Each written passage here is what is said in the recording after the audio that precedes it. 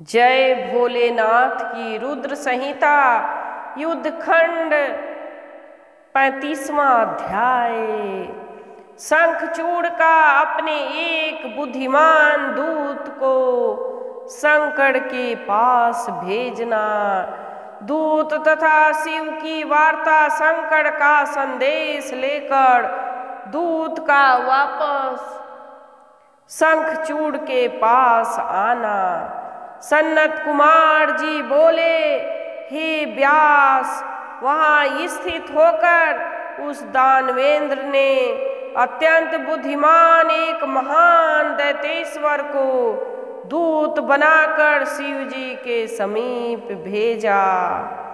उस दूत ने वहाँ जाकर बट वृक्ष के नीचे बैठे हुए करोड़ों सूर्य के समान महातेजस्वी योगासन लगाए हुए ध्यान मुद्रा युक्त मंद मंद मुस्कुराते हुए शुद्ध स्फटिक के समान परम मोज्वल ब्रह्म तेज से दे दीप्यमान त्रिशूल पटिस धारण किए हुए व्याघ्र चर्म ओढ़े हुए भक्तों की मृत्यु दूर करने वाले शांत तपस्या का फल देने वाले संपूर्ण संपत्ति प्रदान करने वाले शीघ्र प्रसन्न होने वाले प्रसन्न मुख भक्तों पर अनुग्रह करने वाले विश्व बीज विश्व स्वरूप विश्व को उत्पन्न करने वाले विशेश्वर विश्वकर्ता विश्व संहार के कारणों के भी कारण नरक समुद्र से पार उतारने वाले ज्ञान दाता ज्ञान बीज तथा ज्ञान में भी आनंदित रहने वाले तीन नेत्र वाले सनातन उमापति विश्वनाथ को देखा। उस दानवेश्वर ने दूत ने रथ से उतरकर कुमार सहित शंकर जी को देखकर सिर झुकाकर प्रणाम किया। उनके बाईं ओर विराजमान भद्रकाली तथा उनके आगे स्थित स्कंद को भी प्रणाम किया। उसके बाद काली शंकर एवं स्कंद ने लोक रीति से उसे आशीर्वाद दिया। इसके बाद सकल शास्त्रों का ज्ञाता शंखचूड़ का वह दूत हाथ जोड़कर शिव को प्रणाम करके उत्तम वचन कहने लगा। दूत बोला, हे महेश्वर, मैं शंखचूड़ का दूत हूँ, यहाँ आपके पास आया हूँ। आपकी क्या इच्छा है उसे आप कहिए। सन्नत कुमार जी बोले, शंखचूड़ के दूत की बात सुनकर प्रसन्नचित्त भगवान महादेव ने उससे कहा। महादेव जी बोले, हे महाबुद्धिमान दूत, तुम मेरे सुखदायक वचन को सुनो और विचार करके मेरे वचन को निर्विवाद रूप से उनसे कह देना। समस्त धर्मों के ज्ञाता तथा जगत के निर्माता ब्रह्मा धर्म के पिता हैं। उनके पुत्र मरीचि तथा उनके पुत्र कश्यप कहे गए हैं। दक्ष ने उन कश्यप को अपनी 13 कन्याएं प्रसन्नता के साथ प्रदान की। उनमें एक दनु नाम वाली थी, साधु स्वभाव वाली। वह उनके सौभाग्य को बढ़ाने वाली थी। उस दनु के परम तेजस्वी 4 दानव पुत्र हुए। उनमें एक विप्र चिति था जो महाबलवान एवं पराक्रमी था। उस विप्रचिति का धार्मिक तथा महाबुद्धिमान दानव दंभ नामक पुत्र हुआ। तुम उसी के श्रेष्ठ धर्मात्मा पुत्र तथा दानव के राजा हो। तुम पूर्व जन्म में श्री कृष्ण के पार्षद, परम धार्मिक एवं सभी गोपों के मुख्य थे, किंतु समय तुम राधिका के शाप से दानवेंद्र हो गए हो। यद्यपि तुम दानव योनियों में आ गए हो, किंतु वास्तव में दानव नहीं हो। इस प्रकार अपने पुराने जन्म का वृत्तांत जानकर देवताओं के साथ बैर त्याग दो। तुम अपने पद पर स्थित रहकर राज्य का आदर पूर्वक सुख भोग करो। देवगणों से अधिक द्वेष मत करो और विचार पूर्वक राज्य करो। हे दानव, देवगणों का राज्य लौटा दो और मेरी प्रीति की रक्षा करो। तुम अपने राज्य पर स्थित रहो और देवता भी अपने पद पर स्थित रहें। सामान्य प्राणियों के साथ भी विद्वेष करना बुरा होता है, फिर देवताओं से विरोध का तो कहना ही क्या। वे सब कुटिल शुद्ध कर्म करने वाले, वे सब कुलीन शुद्ध कर्म करने वाले तथा कश्यप के वंश में उत्पन्न हुए हैं। ब्रह्म हत्यादि जो कोई भी पाप है, वे जाति द्रोह जनित पाप की 16वीं कला की भी बराबरी नहीं कर सकते।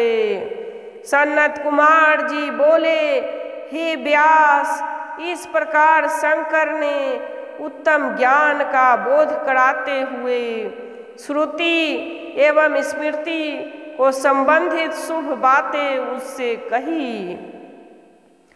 तब शंखचूड़ के द्वारा शिक्षित तथा तर्कविद वह दूत होनहार से मोहित होकर विनम्रता पूर्वक इस प्रकार यह वचन कहने लगा। दूत बोला, हे देव, आपने जो वचन कहा है वह अन्यथा नहीं है, किंतु मेरा कुछ तथ्यपूर्ण एवं यथार्थ निवेदन सुनिए। आपने अभी जो कहा है जाति द्रोह महापाप है। आपने अभी जो कहा कि जाति द्रोह महापाप है, हे ईश, क्या यह असुरों के लिए ही है, देवों के लिए नहीं? हे प्रभु, इसे बताइए। यदि यह सबके लिए है तो मैं विचार कर आपसे कुछ कह रहा हूँ। आप ही उसका निर्णय कीजिए और मेरा संदेह दूर कीजिए। हे महेश्वर, चक्रधारी विष्णु ने प्रलय के समय समुद्र में दैत्य श्रेष्ठ मधु एवं कैटम का सिर छेदन क्यों किया? हे ग्रीस, यह तो प्रसिद्ध है कि देवताओं के पक्षधर आपने युद्ध में त्रिपुर को भस्म किया, तो ऐसा आपने क्यों किया? विष्णु ने बलि का सर्वस्व लेकर उसे पाताल लोक में क्यों भेज दिया? सूतल आदि लोक का उद्धार करने के लिए उसके द्वार पर गदा धारण क्यों स्थित है? इन देवताओं ने भाई सहित हिरण्याक्ष को क्यों मारा और इन्हीं देवताओं ने शुंभादि असुरों को भी क्यों मारा? पूर्व काल में समुद्र मंथन किए जाने पर देवगणों ने ही अमृत का पान किया। हम सभी को क्लेश प्राप्त हुआ, किंतु इसका अमृत पान रूप फल देवताओं ने भोगा।